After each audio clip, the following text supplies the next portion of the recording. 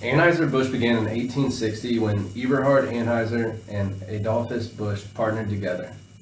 In the 2000s, the companies Interbrew, AM Bev, and Anheuser-Busch joined together along with many other global breweries. Anheuser-Busch is a corporation in the beverage industry located in St. Louis, Montana. They specialize in brewing well-known brands of beer such as Budweiser and Busch, as well as non-alcoholic beverages and malt liquor. Anheuser-Busch's mission statement is "Be the world's best beer company, enrich and entertain a global audience, deliver superior returns to our shareholders." There's a lot of new stuff happening in the marketing environment of Anheuser-Busch. Some customer trends are that with more of the new generation becoming 21, we've seen a lot of new trends on the rise. Seltzers, IPAs, and craft beers are to name a few. Craft beers have been on the rise for some time now and can't be ignored, and the only question now is how will Anheuser-Busch capitalize on this? With so many new companies, niche markets are popping up faster than people can think of ideas. Some economic trends that are happening is that the global economy remains as strong as ever. Many people are buying new and expensive products, which is really promising for this beer market. The competitive situation is looking really good for Anheuser-Busch. Coors comes in second, and Sam Adams is following up behind them. Anheuser-Busch stays ahead of them at a safe distance that isn't really much to worry about. Since they are a brewery, their main target customer is businesses that are permitted to distribute alcoholic beverages. Their product can be found all over the United States and other countries such as China, Brazil, and Russia.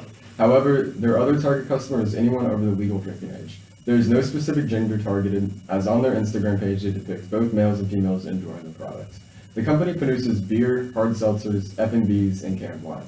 When analyzing how the company advertises their products, they use individual branding through commercials and advertisements to promote a particular beer. However, on their Instagram, they use family branding for Anheuser-Busch and individual for each product. Anheuser-Busch wants to create a positive brand image by portraying that they care about environmental wellness, they provide help to areas that are impacted by natural disasters, and promote responsible drinking.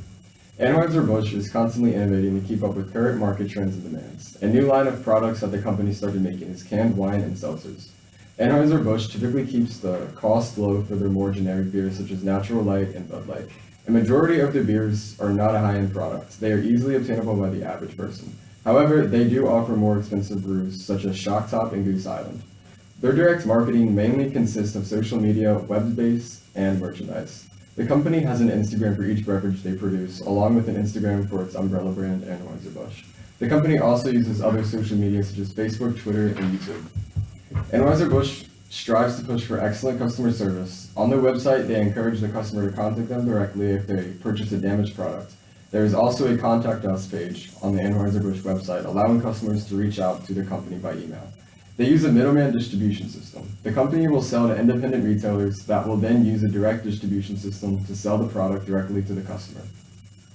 And for the SWOT analysis, some of the strengths that Anheuser-Busch has is that they have a great culture that fosters revolutionary ideas that really change the game. Their main weakness is that they have about $100 billion worth of debt. One of the opportunities that they have is expansion into China and India, which they have to hop on quick in order to get ahead of that expansion.